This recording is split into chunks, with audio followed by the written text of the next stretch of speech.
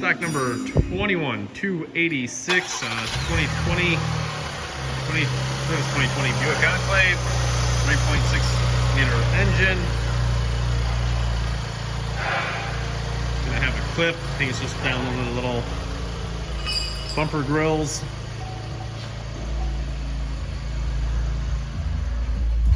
$7,994 miles. Let's go check this all out.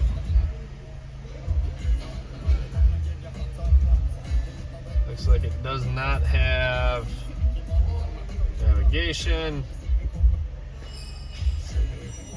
Oh, it does have navigation. Never mind. I lied. This is a new setup here in the Enclave. As you can see, touchscreen works, audio works, display screen works.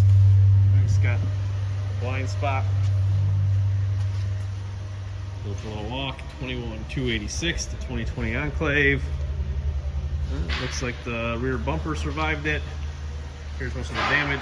Here, passenger side, quarter rear door, and the front door. All right, 21286, 2020 Buick Enclave. Parts are in stock now.